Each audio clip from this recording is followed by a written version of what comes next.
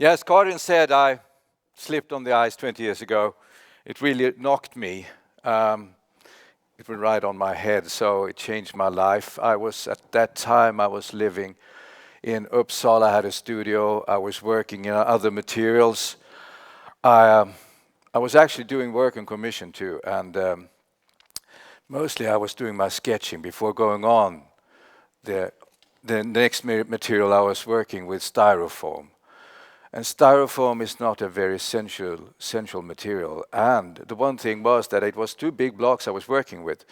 So I had them outside of my studio in the garden.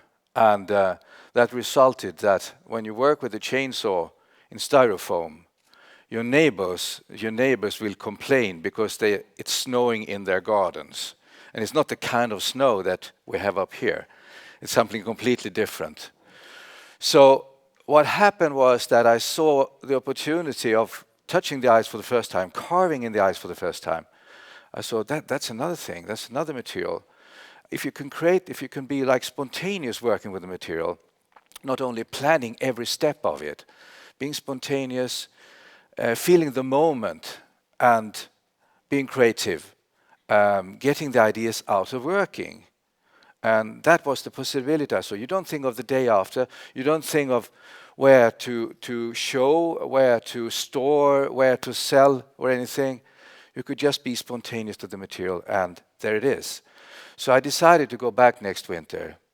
Me and my good friend and colleague of mine, we went up back next winter and we stayed. Actually, we froze into the river in a way. And I call this ephemeral art. Where is that one? Here. Ephemeral. The word ephemeral, it's ephemer in Swedish, but we don't use it very much. I think it's much more common in English. It's ephemeral, it's for the moment. It's existing only now. But how long is now? And it's interesting because we also talk about sustainability. Sustainable and sustain, that means to last, to stay for a longer period of time. So how can I say that ephemeral is sustainable? That again, Bea. Where did you point? I don't know. I'm blonde. I was once.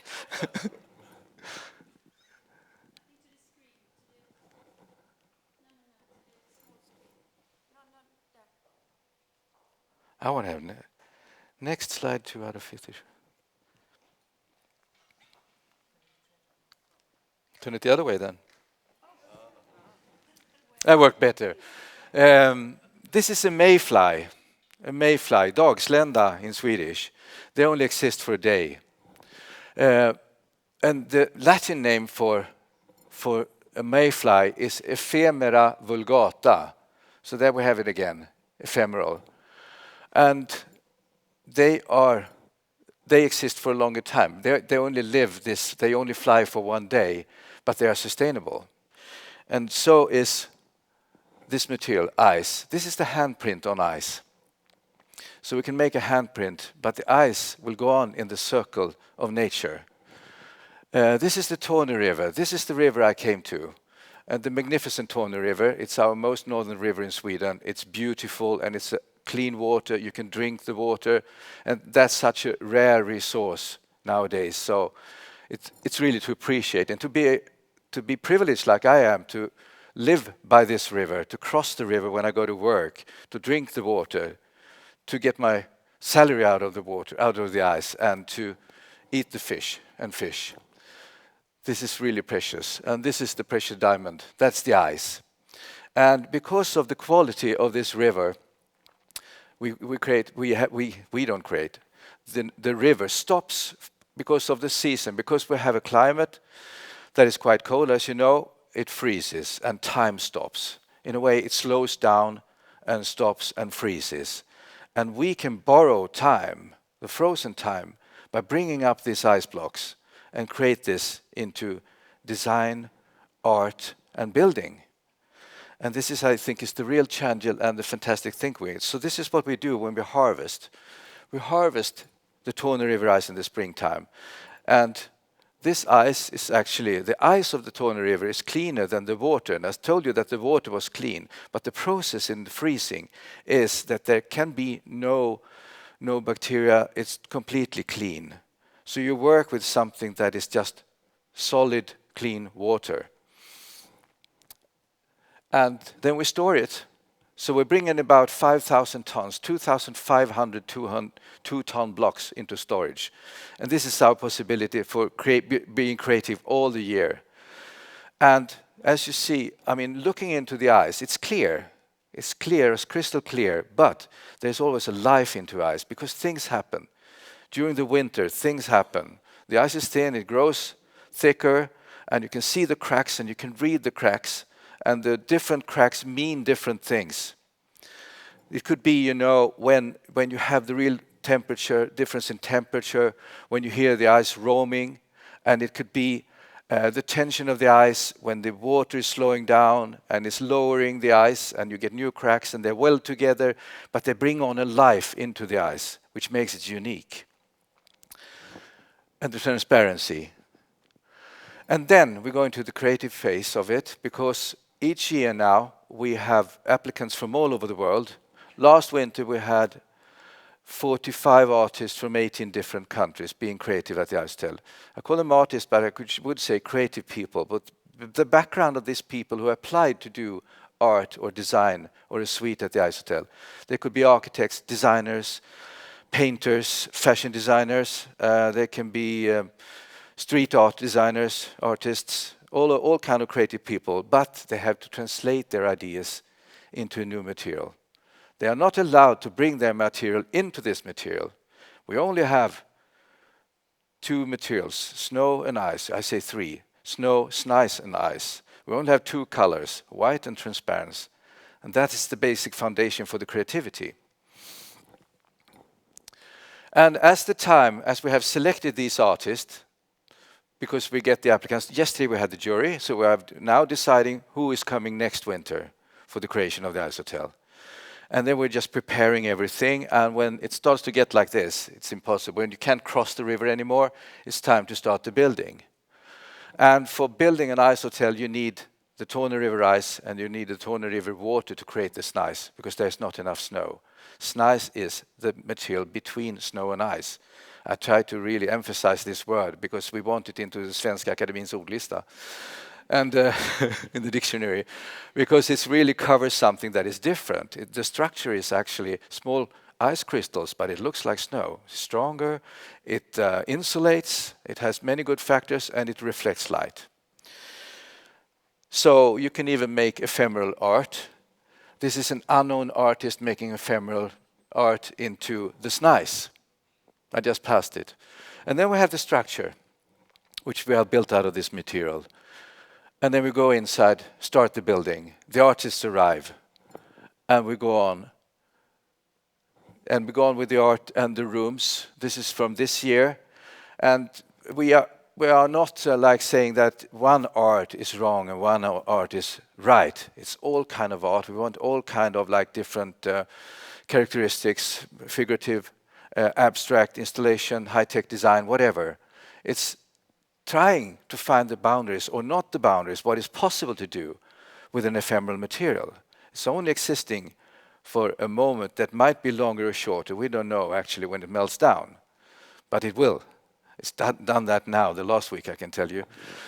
And so the expressions can be very different. So wall to a room, which is like this cube room.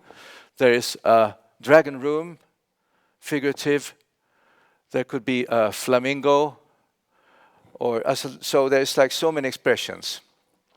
And this is actually the different recipe for the art, variety, but it should be original. As the material is original, we want the art to be original, not copying anything. New ideas, new expressions, new challenges, and see what is possible to do out of the Torne River. And every year is new. And we've been going on now for 23 years. So it's like, for me as being creative director, to meet all these people, the creative people, and also our creative guests, and have the opportunity to meet these people and get new ideas and see what is possible. This is the church last year. And then comes the period which is actually, it's for me maybe the most interesting, because we have a high peak season where people from all over the world is visiting us and seeing and enjoying and whatever they do. But then comes the time when it's closed, and the ICEHOTEL and the art and the furniture, everything starts to deteriorate and starts to go back to nature. And sometimes you walk there alone, or you walk there alone, and there is no more electric light, there is no more sound, only the dripping of water, the silence, and the transformance of forms and change. The most modern ruins in the world, in a way. And this is how it looked a couple of weeks ago. I mean, we talk about the Torne River, but this is very visual. You see the whole complex, the whole hotel is a small river from the hotel going back to the river. We have really done the mathematics on how much do we use as we pump up a hell of a lot of water to build the ICEHOTEL, and we use a lot of this ice. It's about all this that we produce and all that we export. It's about 1 minute of the Torne River average flow. And on this 1 minute, 55 seconds is going back this way, and 5 seconds is going on export. And now it starts to, so what starts to happen is that it's getting softer in the roof and the water is coming up on the ground. And you get the mirrors and the transformance in the shapes. And you can see like the veins and the structure of the ice is changing by and by. And you see the light coming through, no artificial light, only the light from the outside. This is a corridor. This is another corridor. I like this one because it's like the mirror of the crack and the small river on the ground. And then it opens up. It doesn't collapse. It gets thinner and thinner, and suddenly just opens up, and the sunshine comes in. And then you can happily run through the corridors. This is the light through the roofs, through the different... Oh, look there, there's another hole. And seeing this, the light hitting what has been like in... It's not dark, though, because it's very important how you light the ice during for December and January. It's so important to get the... Because the shadows and the light and the ice and the forms and the shapes, to give them the right feeling. And we like to keep it like a Nordic light, basically. What we are, the light we have in Scandinavia, we don't make it so much candy color. And did you see the cube before? Now it's more like marshmallows. The change of the forms. And I think in some rooms it makes them gradually more interesting.